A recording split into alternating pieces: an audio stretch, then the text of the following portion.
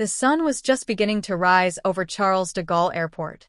Inside Terminal 2E, it was quiet, peaceful, and cold. Near Gate 37, a man waited calmly. No suit, no entourage, no flashy luggage, just another African traveler in a hoodie, it seemed. But this was no ordinary man. This was Ibrahim Traore, the president of Burkina Faso. He preferred it this way, no cameras, no announcements. Just a humble, quiet return from an important diplomatic trip in Europe. The discussions had been heavy: gold, sovereignty, the future of Africa. But now, he only wished to return home. As he approached his flight to Ouagadougou, he greeted a ground staffer in French with a warm, "Bonjour, Xavier." The worker smiled, unaware of who he truly was. President Traoré boarded quietly, nodded at the flight crew, and took seat 2A in business class, next to the window.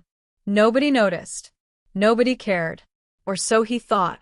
A few rows behind, Richard Duval, a senior executive at a major French energy firm, was throwing a silent tantrum.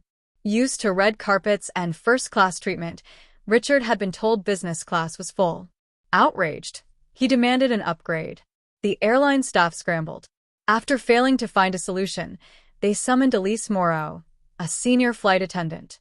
Tall, composed, and coldly efficient in her Air France uniform, she boarded the plane to fix the problem. Elise scanned the business class cabin. Her eyes paused on the man in 2A, dark-skinned, in a hoodie, reading quietly. No Rolex. No assistant. No visible power. She leaned to another crew member and whispered, "Probably a mistake." Elise approached Traoré with a professional smile. "Bonjour, monsieur. May I see your boarding pass?" He calmly handed it over. She glanced at it, then back at him. "Sir, I'm sorry, but we may need to relocate you to economy to accommodate another guest. We'll compensate you." "A guest more important than me?" he asked, voice steady. No, it's just a small operational adjustment," she replied.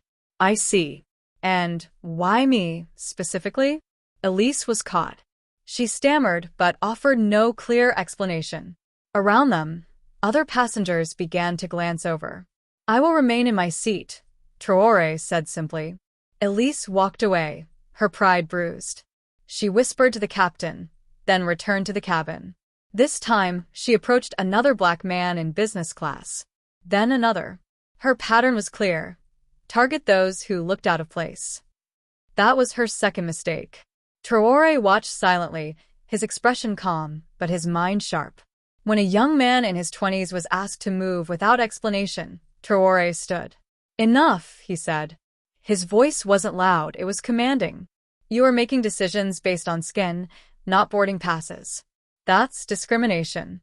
Elise, caught off guard, tried to recover. "Please, sir, sit down. Don't cause a scene." Traoré looked directly at her. "If I must sit down, then explain why only passengers who look like me are being asked to move."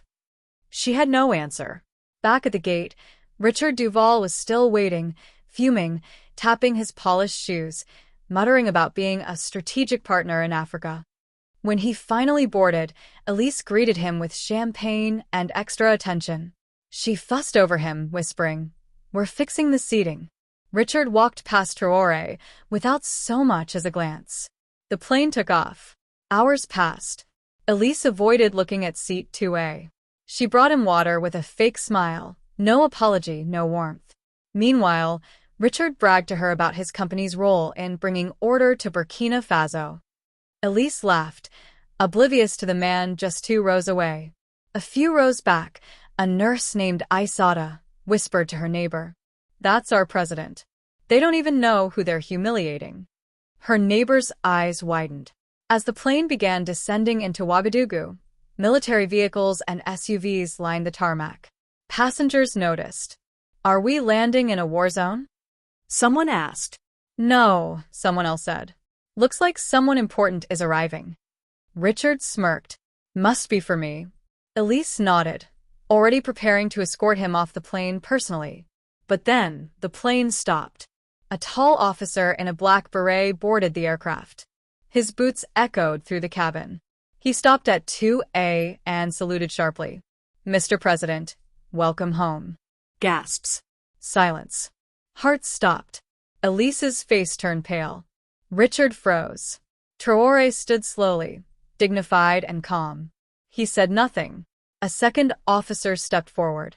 He addressed Elise and Richard directly. You will both come with us. You are being detained for public insult and discrimination against the head of state. What? Wait. Elise stammered.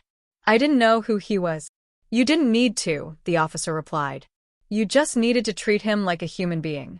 Outside, Traoré was welcomed by his ministers, guards, and a cheering crowd. Cameras flashed. The story, now undeniable, exploded online.